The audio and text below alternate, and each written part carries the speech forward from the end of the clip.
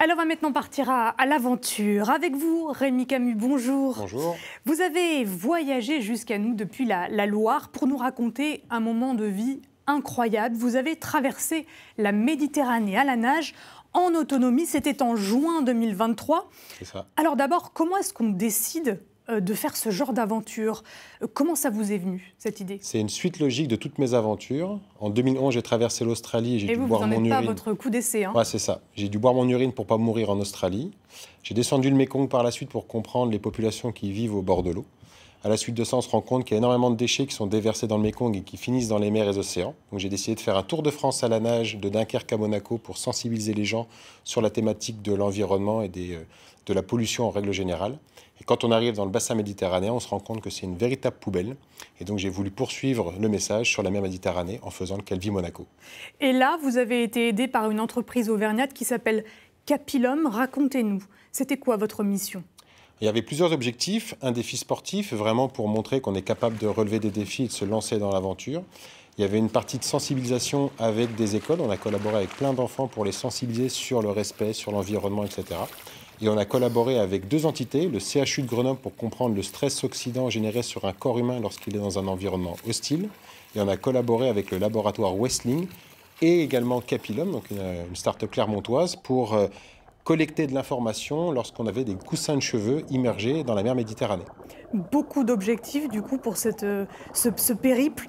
Moi je voulais vous demander qu'est-ce qui se passe au moment où on se jette à l'eau, où on va dans le grand bain, qu'est-ce qu'on ressent devant cette immensité, puis ce défi à relever quand même, ce n'est pas rien, 250 km, c'est ça à la nage? Ouais, on pense qu'on a fait 250 km, ça fait 180 km à vol d'oiseau, mais avec la dérive, les courants, les vents, etc., ça doit faire à peu près 250 km, effectivement. Alors qu'est-ce qu'on ressent? Une certaine liberté et enfin une libération, parce qu'il y a 3 phases à respecter quand on met en place une expédition. Il y a une phase de préparation, qui est plus ou moins longue, mais il faut la faire correctement. Elle a duré combien de temps, la vôtre? Ça a duré 2 ans et 9 mois. On a dû reporter l'aventure qui devait avoir lieu en septembre 2022. On a dû le reporter pour juin 2023. Donc, beaucoup de remises en question. Donc, quand on a fini cette phase de préparation, on est au bord de l'eau, à Calvi, et on va se jeter dans l'eau. On se dit, enfin, on y est pour soi, pour ses partenaires, pour tout le monde, pour ses amis, pour toutes les personnes. On est là, on est au bord de l'eau et on va vivre l'aventure. Et puis cette aventure, ça n'a pas été un long fleuve tranquille, pardon pour la métaphore autour de l'eau, mais non. Vous avez rencontré plein de problèmes, de péripéties, notamment liés à la météo. Racontez-nous. Ça a duré 14 jours pour faire la traversée, en totale autonomie et presque sans assistance. C'est pour ça que je souligne le presque sans assistance. J'ai été aidé par le voilier qui m'accompagnait parce qu'on est passé dans 2 gros orages. Et bizarrement, quand on est sous un orage en pleine mer Méditerranée, ou peu importe à l'endroit où on est sur Terre, sur les océans, eh bien, le toit du monde, c'est vous. Et vous êtes la partie la plus haute à la surface de l'eau. Et donc, s'il y a un éclair qui tombe, c'est sur moi.